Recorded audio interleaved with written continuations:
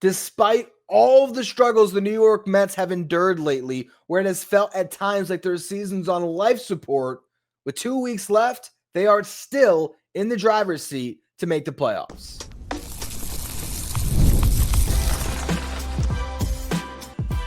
You are Locked On Mets, your daily New York Mets podcast. Part of the Locked On Podcast Network, your team every day. Hello to all you amazing Mets fans. You're watching Locked On Mets, part of the Locked On Podcast Network, your team every day. I'm your host, Ryan Finkelstein. I've been covering the New York Mets on this show since the 2019 season. It's the only podcast that covers the Mets 7 days a week throughout the regular season. If you want to find some of my written work, you do so over at justbaseball.com, where I work as the editor-in-chief. Today's episode is brought to you by FanDuel. Right now, new customers can bet just $5, and if your bet wins, you're going to get $300 in bonus bets to use across the app. Download the FanDuel app today. Now, this was a brutal weekend of Mets baseball that had an incredible finish, because you go into a homestand where you feel like the Mets really have to finally get off the mat and start winning games again after getting swept by the Phillies. They carried a 6-game losing streak into the weekend. And then the first inning on Friday night, Jonah Tong gets blitzed. He's out of the game after giving up 6 runs, and you basically already have that 7th loss in a row. On Saturday, Brandon Sproat delivers a gem. You have a lead. You pull him at whatever it was, 70 pitches. You turn it over to the bullpen in the late innings, and the bullpen just lets you down, and you lose that game. And then on Sunday, you are following a very similar script. Nolan McLean, awesome. The Mets have a 2-0 lead. Go to the late innings, hand it off to the bullpen, and boom, lead gone. If the Mets had lost that game on Sunday, everybody would be proclaiming them dead today, even though there still would have been plenty of real estate left in this season based on the race. And actually, the Mets still would have been holding on to a wild card spot, because even with their loss on Saturday, where everyone got to screen grab the standings for a second and say, oh, the Mets are tied with the Giants in the wild card race, the Giants lost that night. And they lost again on Sunday. And so here you are in a wild card race where no one is really jumping out ahead. The Giants will have a good week. The Reds might have a good week, but they're always backsliding. Where the Mets, on the strength of their start to the season where they were the best team in baseball, they're still right here. They are still in the driver's seat. And you get a home run by Pete Alonso that could be the turning point. I've been thinking about this a lot lately. If the Mets were to win the World Series this year, which seems completely outside the realm of possibilities, but just follow my line of logic for a minute. If this team does what everyone says, which is, hey, get hot in October, you never know. And in this sport, that is true. The Arizona Diamondbacks were an 84-win team that went to the World Series a couple years ago. It's not impossible. And I'll tell you what, 84 wins very well can get you in the playoffs this year in the National League. But I've been thinking about this constantly. If the Mets were to win the World Series, what the heck are you putting on the championship DVD? I don't even know if they make these anymore, but I always think back to what I grew up watching, which was the 1986 Mets VHS that my dad had. I grew up on the 86 Mets, even though I was born 9 years after it happened, because I watched that VHS. And I also, growing up in South Florida, I kind of adopted the Marlins in the 2003 run because it was a local team, and I actually went to a game in each series. I was at the game where Pudge made the tag and held the ball up with his fist. It held the ball up in the air, and that incredible play. So that was a team that I rooted for, and I remember watching that championship DVD. And I've watched them for my basketball team with the Miami Heat for the championships I've gotten to see as a fan. And I've watched the ones with the New York Giants for the Super Bowls that I got to watch in my lifetime. But what would it be for this Mets team? Because last year, I mean, they could still do the championship or the NLCS DVD on the 2024 Mets. They were a movie. It was an incredible run. But what do you do this year? Do you talk about Griffin Canning's first 2 months? You talk about Max Kranick and Huascar Braziban in April and May. It's a weird year. So I've been wondering, when are you going to see a moment? Is there even a moment that you could see? Or could it just be the most random, oh, well, I guess, they were great in October and that's it. You need moments. And Pete Alonso had a moment yesterday. I did a live stream after the game, and it's tough. And at the time, you even hear me conflicting with trying to be optimistic and looking at the home run, but also the reality of what this team has been lately, which is not very good. But you still look at what's in front of them. They should still make the playoffs. And when you get there, anything can happen. And maybe that home run that Pete Alonso hit, which mirrored another opposite field 3-run homer he hit last year, where the Mets were on the brink of elimination against the Brewers in the wild card round, and Pete Alonso hits that home run off the Devin Williams changeup, and it changes everything, and they ride the momentum 2 games away from the World Series. So now he does it again, a 3-run homer in a huge spot. You needed a win. You got to win. You have an off day to sit on it. Where are they going to be at when you get back to playing baseball? Well, first, let's just talk about this race, because if you go back to when the Mets swept the Phillies, August 27th, they were only 4 games back in the division. We won't even focus on that because now it's so far gone. Phillies' magic number is now 1 to clinch the division. But 4.5 games up on the Reds were the Mets after sweeping the Phillies. They were 7 games up on the Giants, 7.5 games up on the Diamondbacks. They lost 3 or 4 to the Marlins. They win the first 2 against the Tigers, but lose the series finale. They take the first game against the Reds, but drop the next 2. You actually go to before the losing streak started, September 6th. Not even 10 days ago. The Mets were actually in the second wildcard spot, tied with the Padres. They were 4 games up on the Giants, 5.5 games up on the Diamondbacks, 6 games up on the Reds. The Reds win those final 2 games of that series. The Mets then get swept by the Phillies in the 4-game set. Then they drop the first 2 games to the Rangers. And for a brief moment again, the Giants were tied, but after losing on Saturday, the Mets remained half of a game up in the playoff race. Half a game up on the Giants. And then you had the Reds and the Diamondbacks right behind. Now, after what unfolded on Sunday, which was the Giants and the Reds both lost, the Diamondbacks won. The Mets are 1.5 games up on the Giants. They are, 2 games up on the Diamondbacks. And the Reds all of a sudden are sitting 2.5 back. The Reds are now below 500, mind you. The Diamondbacks are at 75 and 75. Reds are 74 and 75. Giants are 75 and 74. And all of them are in the race because the Mets have kept them there at 77 and 73.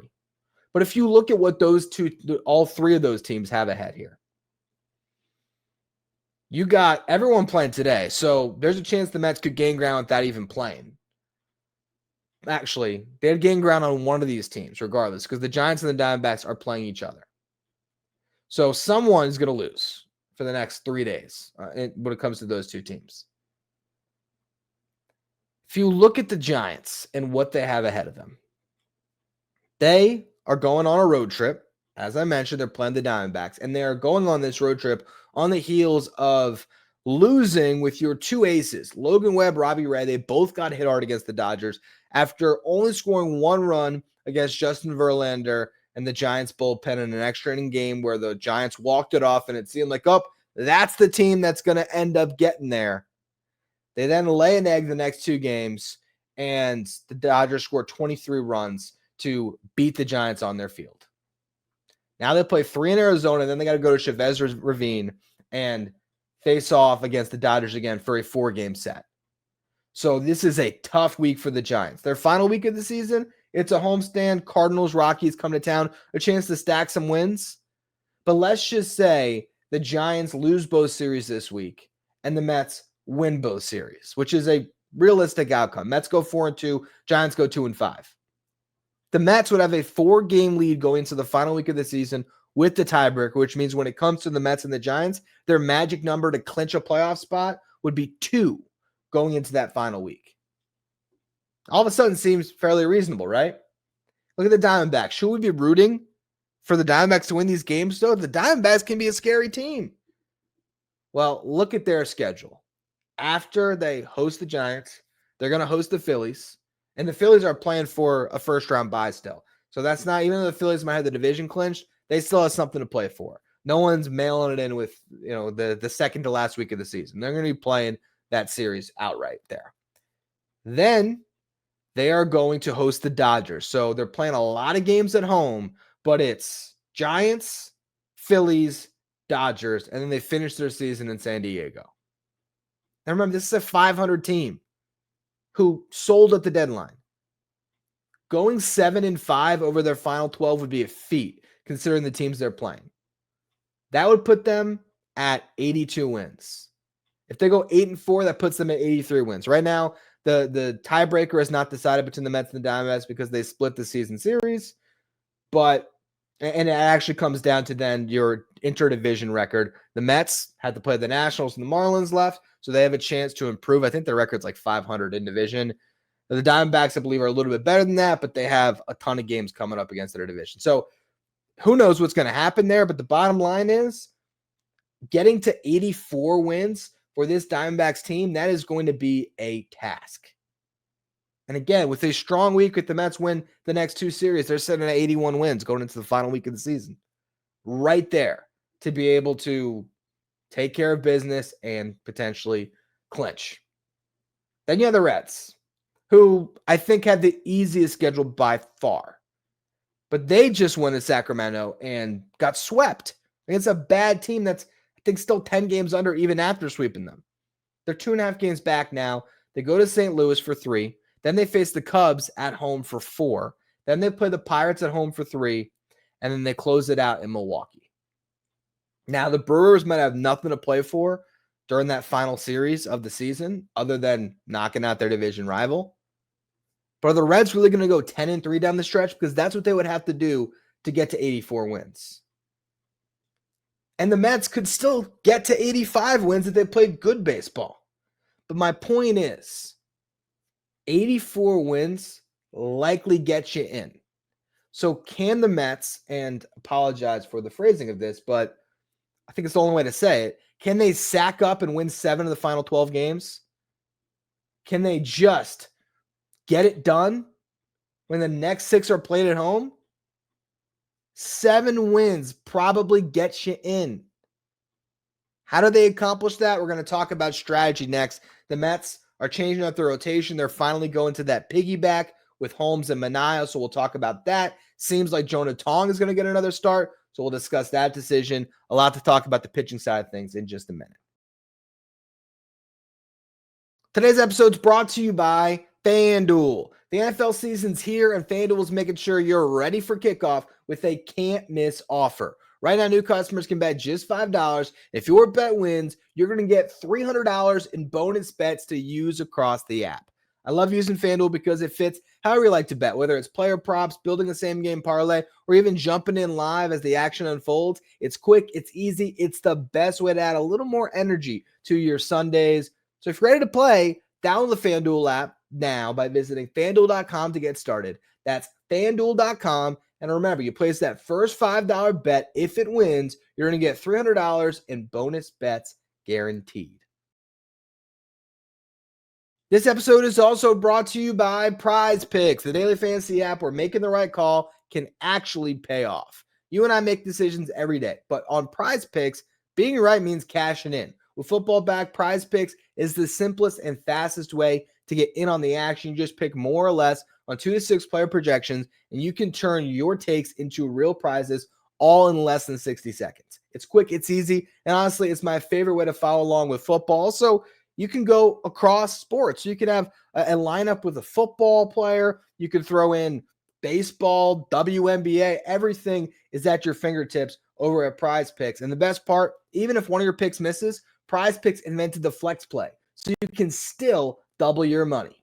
Download the Prize Picks app today and use the code LOCKEDONMLB to get $50 in lineups and play your first $5 lineup.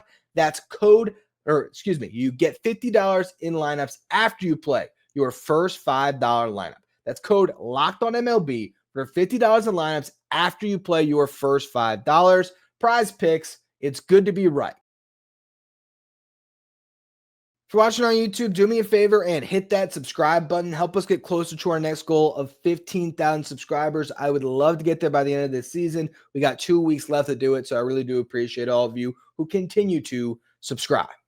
Now, the big news over the weekend is that Sean Manaea is going to pitch out of the bullpen. He'll be piggybacking with Clay Holmes on Tuesday, something we have been talking about on this show for weeks. I'm glad the Mets are finally going to it, or you can even say going back to it, because this is how they ease Manaea back into the fold coming off the injured list with limited games left to play before the All-Star break, where they decided to have Clay Holmes make the start and have Sean Manaea pitch in relief. Clay Holmes went 5 innings against the Royals, allowed 2 runs. Sean Manaea entered in the 6th, gave up a leadoff single to Bobby Witt Jr., but then he got a ground out and a couple of strikeouts to strand Witt in scoring position. He then struck out the side in the 7th inning, so he had 5 consecutive strikeouts. Gave up a couple of singles in the 8th, but got a few pop-outs and also another strikeout. And that strikeout came against Bobby Witt Jr., and he stranded 2 runners. Mets were trailing 2-0 all game, and they came back in the top of the 9th inning to tie it up. So Manaea went right back out there for the bottom of the 9th. And unfortunately, he gave up a couple of singles after picking up his 7th strikeout. The guy who hit the first single stole second, scored on another bloop single.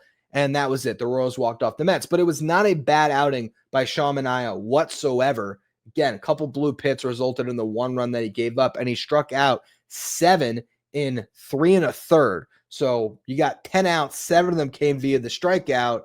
He has pitched out of the bullpen before. That was the role he had with the Padres before he came to the Mets. So it makes a lot of sense to keep Clay Holmes on his routine because, for the most part, Clay Holmes has been giving you 5 good innings. And so now you get those 5 good innings, and now Sean Manaea comes out of the pen. Maybe he can give you 4 really good innings, and you can save your bullpen for a day.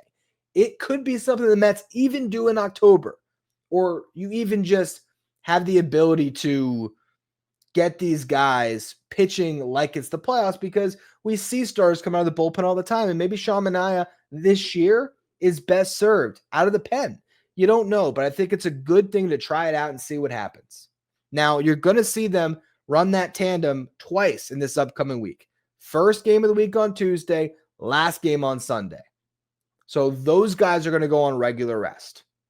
In between, it seems like Jonas Tong is going to get another start. That will come on Thursday. David Peterson will be good to go on 5 days rest on Wednesday. Now, Jonah Tong getting another start was not guaranteed, although it became pretty much guaranteed when the Mets did not option him after his rough outing on Friday. I talked about it on that show for Saturday morning, how if it was up to me, because Kodai Senga pitched well and there's limited real estate in this season, I would have sent down Tong, called up Dom Hamill, called up Dylan Ross, and optioned Huascar Brazoban, or kept Brazoban because he did throw the ball pretty well on Friday.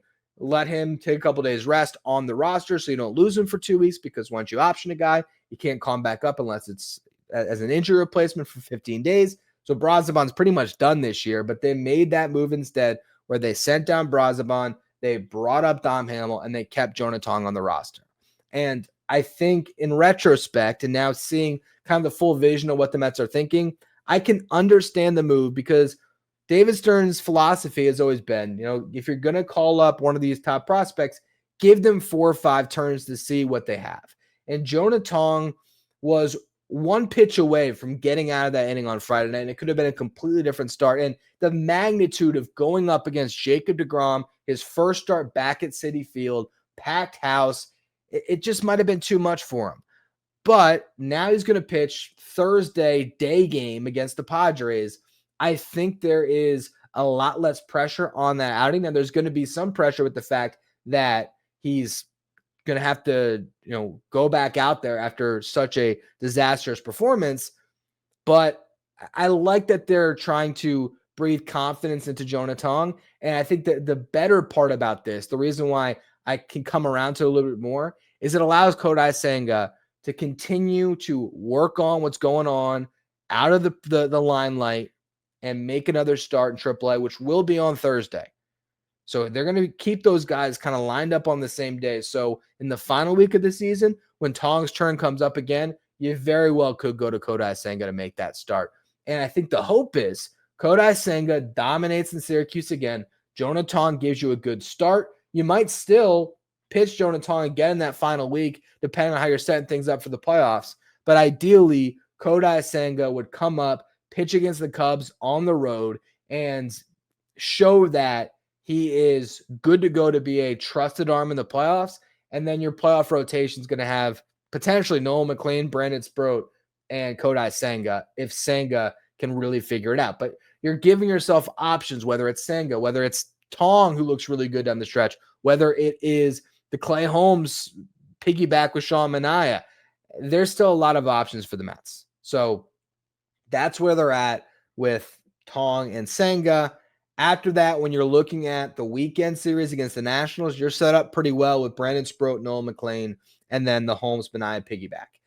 They can't get Noel McLean 3 more starts. It's pretty much impossible. The only way they could have done it is if they had gone with having McLean on 4 days rest on Saturday and then keeping him on 4 days rest from that point on. They might have been able to squeeze one more start out of him. But I think the goal right now or the thought process with how they're handling McLean is keeping him on 5 days rest to get him through this season strong, because you're already asking a ton out of him, and he's going to be your game 1 starter in the playoffs. So trying to ride him to get there, I think this is the Mets showing some confidence that they don't have to do that to just get in.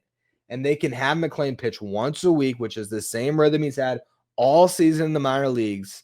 And then when you get to the playoffs, if you got to start him on 4 days rest at a certain point, that's a good problem to have because you've gotten that far.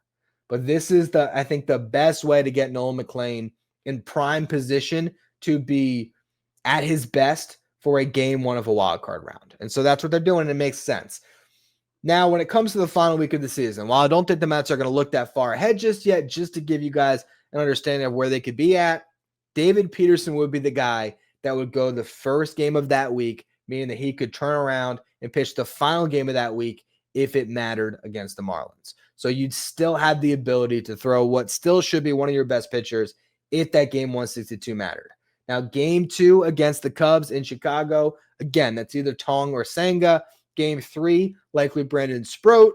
And then in Miami, you have McLean, the Holmes-Manaea piggyback, and David Peterson. If you wanted to, you could make it a 6-man rotation with that piggyback counting as one starter, and you could slide Senga into that series against the Cubs and keep Tong in the rotation as well. Go Sproat, McLean, and then the Holmes-Manaea piggyback. But then you're running into a situation where, how many days rest would McLean have before the wild card round, all that good stuff. Bottom line, 12 games left this season.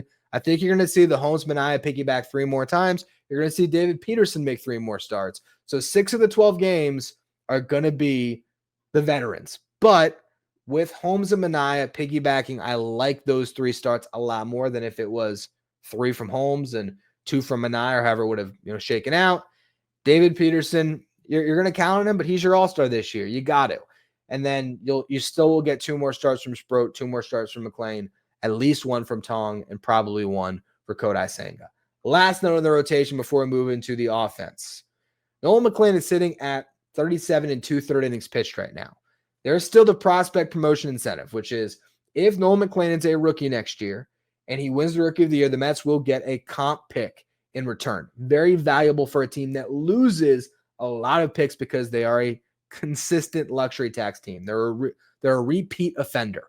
So you want to keep that option open, and that's why the Mets did not promote Noel McLean, or one of the reasons they did not promote Noel McLean until after whatever it was, August 15th, whatever that date was, where if a player spends more than 45 days in the majors in a given season, that's their rookie year. So he's going to spend less than 45 days. But the other potential requirement or qualification that can remove your rookie status is pitching 50 innings.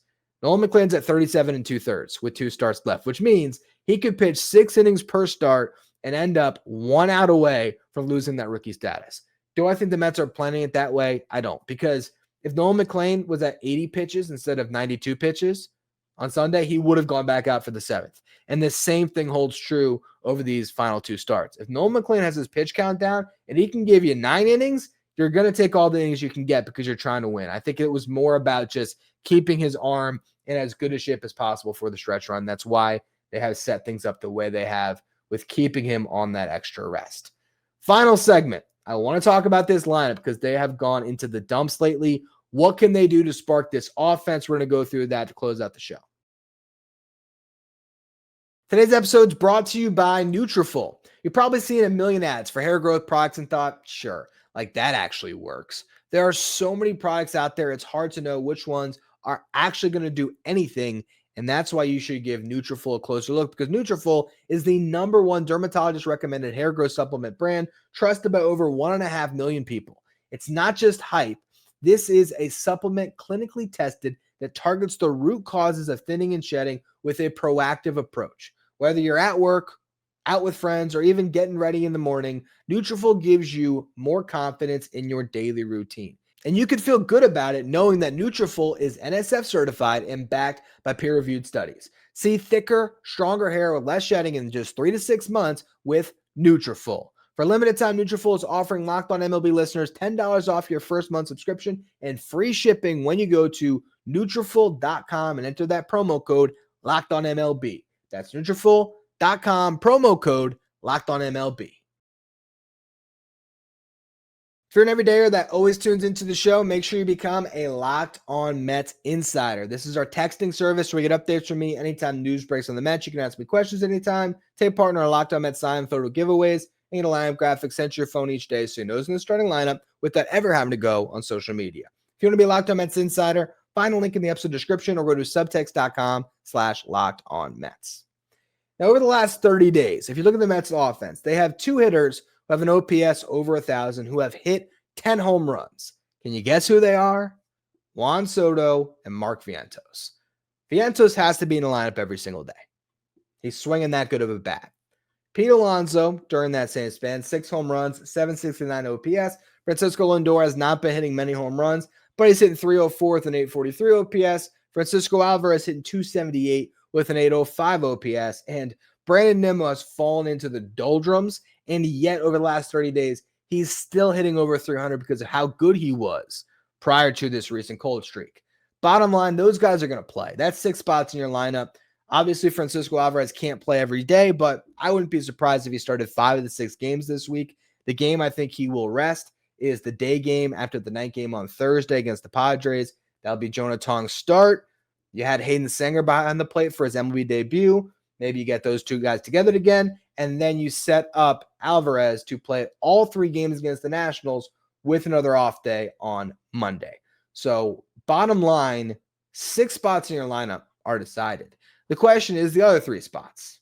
And you're looking at Brett Baty, Starling Marte, Cedric Mullins, and for some reason, José Siri as guys that are getting starts. Ronny Mauricio, he's not getting starts. We'll get to him in a minute. When you look at the last 30 days and those 4 guys, Brett Baty's hitting 321, 382 on base, 469 slug, 851 OPS. Starling Marte's hitting 262, 324 on base, 393 slug, 717 OPS. Cedric Mullins is hitting 200, 319 on base, 267 slug, 586 OPS. José Siri, it's funny, I actually I put out the wrong stat in a tweet on Sunday because I looked at José Siri's last 7 games, wasn't thinking that would go back to prior to the injury. I was just thinking, okay, what did he do recently? And what I saw was José Siri of his last 7 games is 1 for 12 with 10 strikeouts and a walk.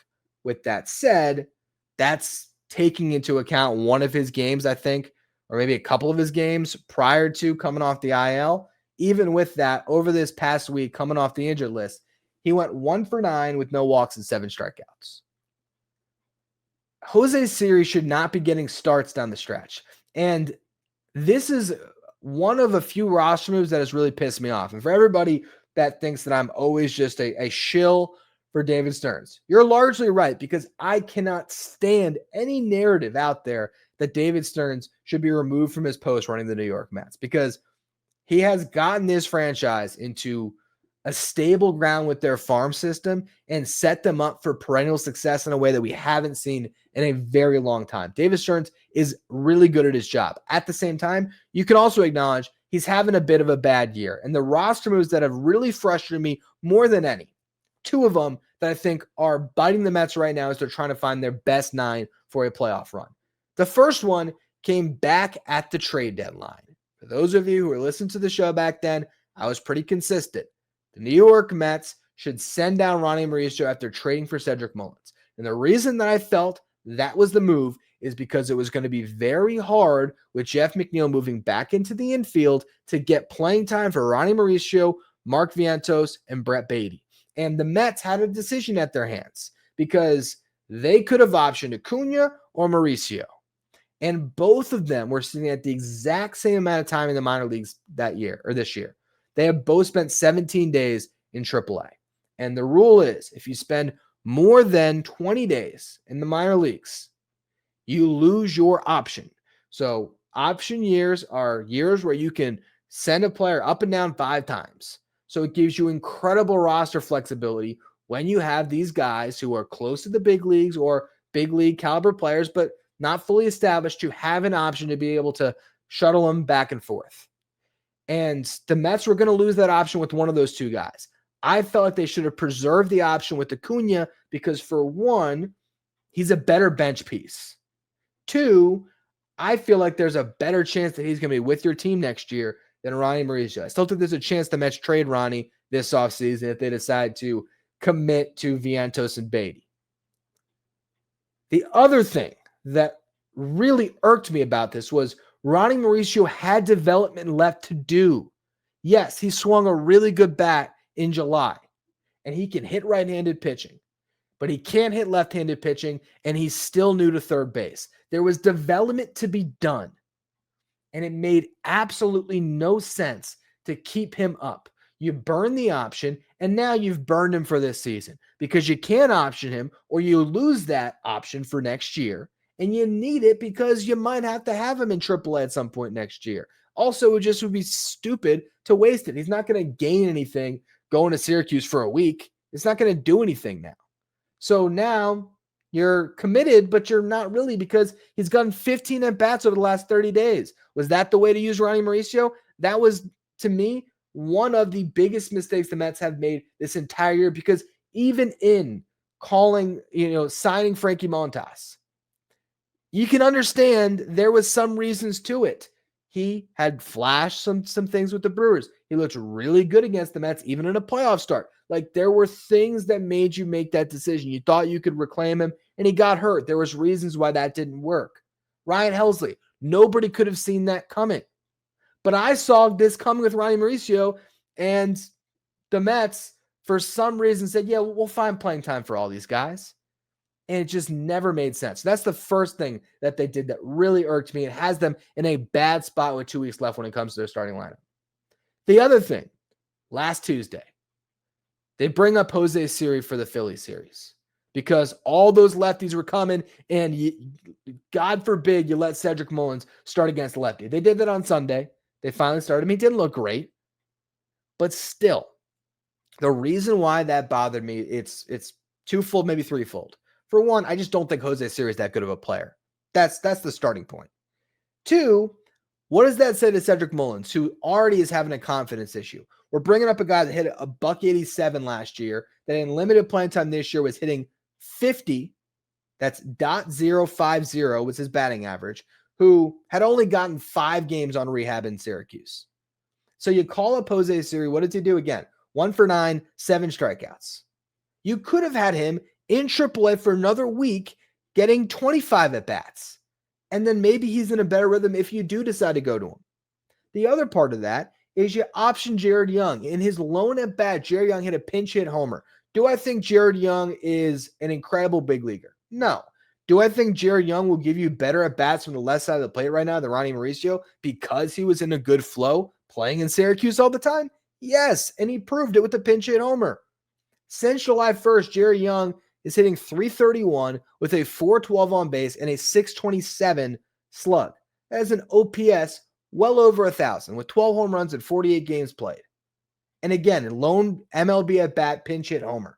The Mets' best lineup right now, if you were to put up the best starting 9 against a right-handed pitcher, it very well could be Jared Young at DH, Jeff McNeil in center field, Baty at third, Baty at second, Vientos at third.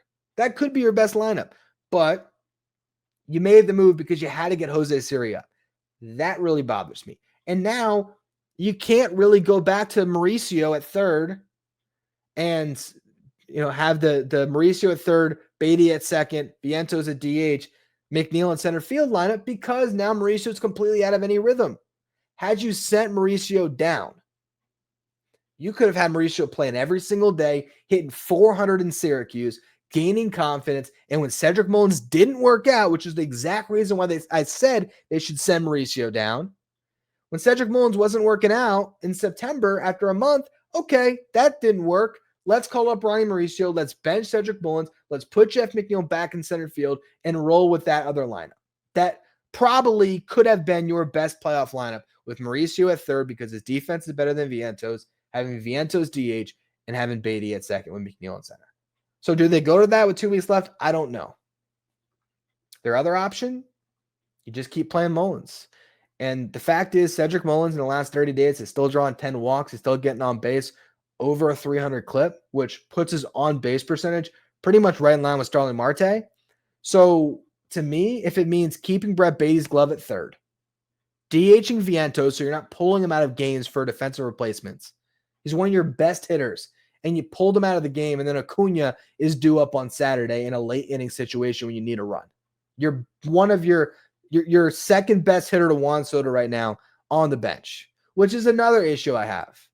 Carlos Mendoza needs to stop pulling Vientos for defense. Is Vientos great defensively at third? No. Has he been playing much better lately there? Yes. He's been making the routine plays. He's looking like he did last year, and you had Mark Vientos playing every inning in the playoffs at third base last season on an NLCS run. You can't keep pulling him for defense because your bullpen's not good enough to hold leads. So you're going to need Mark Vientos to stay out there. Best way to have him stay in the lineup, have him at DH and play Brett Baty at third. That's the best way to do it. And if it means you're not going to play Starling Marte, how much are you really losing? I understand he's going to play against lefties, though. There's no changing that. Starling Marte will start against lefties. But against righties, at this point, probably best bet is to put Mullins in center because it means that you keep Vientos at third, and then you keep Baty at third, and you DH Vientos. That's the best thing they can do against righties. Against lefties, play McNeil in center, put Baty at second, put Vientos at third. To me, who do you want to go to war with 2 weeks left? Cedric Mullins, Starling Marte, José Siri, or Brett Baty? Who do you want to go to war with? And to me, it's Baty. Baty has earned it. These other guys, to me, it's just not worth it to keep running out José Siri in particular. But even Cedric Mullins, I get it. They're not going to play him against lefties, fine. Put McNeil in center field against lefties. And against righties, roll with Mullins. And hopefully Tyrone Taylor gets healthy because he might be their best option. And the good news is for this upcoming series, the Padres have all right-handed starters. Now you're going to see Michael King and Nick Pivetta, which we'll talk about on tomorrow's show as we preview that series. Not great. But you're going to be able to put Baty at third and Vientos at DH for this upcoming series. The Nationals, on the other hand, have 3 starters in their rotation who throw from the left side. It's a 6-man rotation right now, but the way it lines up, I think you might actually see all of them over the weekend, which means you'll once again be in a position where you have to make a decision. I'm starting Brett Baty against lefties because he gives you more than having José Siri out there in center field. I'd rather have Baty's defense at third or Baty's, I guess that's the thing though. See, personally, when Tyrone Taylor comes back, I don't even know. Part of me would almost consider playing Tyrone Taylor in center, playing Baty at third and DHing Vientos and not even playing Starling Marte. But that's a story for another day until Tyrone Taylor's healthy. It is just crazy, though, that the Mets have put themselves in a position where you kind of need Tyrone Taylor back, and you might be right back where you were last year. We're just running Tyrone Taylor out there in center field in the playoffs might be their best course of action because, to me, he's significantly better than José Siri, and Cedric Mullins can't get out of his own way right now.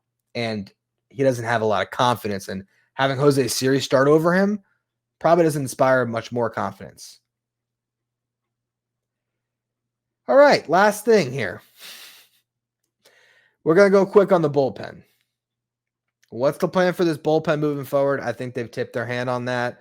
Your leverage guys, when they can script it the way they want it, it's Raley, Rogers, Diaz.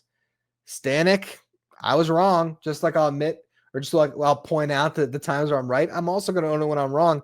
I was wrong on Ryne Stanek. I called for him to get DFA'd multiple times, and he stepped up in a big way on Sunday. So I think Ryne Stanek is looking like playoff Ryne Stanek, and if he trusts that fastball and is throwing over 100 up in the zone and he's locating that pitch, he might end up being a 7th or 8th inning guy again. And hopefully Gregory Soto can figure it out, because other than that, you got Ryan Helsley and Reed Garrett. I wouldn't trust either of those guys right now. I'd almost trust Helsley more than Garrett just because the stuff's better, because Reed Garrett just does not look very good right now. I love to see Dylan Ross in this bullpen. I don't know if we see it, though, because he did throw 2 more scoreless innings over the weekend. He's at a 1.80 ERA in AAA, but I think the Mets like having a guy that can, be your bulk relief option. And so right now that's Dom Hamill. I don't know if they're going to go to Dylan Ross, because Dylan Ross, while he has been pitching 2 innings at a time, which would be very helpful to the Mets, especially if he can do what he's doing in AAA in the big leagues, and that can be a playoff arm for you. I just think that the role's not going to be there, because they're going to trust all their other guys more than having a kid in the 11th hour come up and throw 101 and actually potentially be a useful piece. But I don't know, maybe calling up Alex Carrillo after the All-Star break left some scars for them, and they're just not trusting these guys. But that's where the Mets are at. That is what they have here for 2 weeks left this season. They got to find the winning combination through all of that. And I'm excited to see them try. And I think that they have a very good chance still, despite everything, of making the playoffs. But they got to have a good week. They can't have another bad week at home. They have to have a good week. They got to win 4 games. Either you beat the Padres, beat the Nationals, or you take a game against the Padres and you sweep the Nationals. One of those 2 outcomes has to happen to set you up to go on the road where you might only have to win 3 of the 6 games in the final week to make the playoffs. That's what has to happen to close out this season. But again, when you look at the other teams in this race, the Mets have a better shot really than all of them to find their way into the playoffs. They really do. But it's hard to bank on this team. It really is. I'm hoping that Pete Alonso's swing was the turning point, though. I really am. That's going to be it, though, for this edition of Locked On Mets. Appreciate all of you who tuned into the show. Make sure you follow, rate, and review wherever you get your podcast. If you're watching on YouTube, hit that subscribe button. If you want to be a Locked On Mets insider, be part of our texting service, you can find a link in the episode description. Go to subtext.com/LockedOnMets. Thank you for making Locked On Mets your first listen, your first watch every day. Now, for your second watch, check out Locked On MLB Game Night, the show that'll take you through all the action in Major League Baseball with insight from our local experts and league-wide experts that'll take you through the games. You can find Locked On MLB Game Night and the Locked On MLB podcast feed, as well as the Locked On MLB YouTube channel.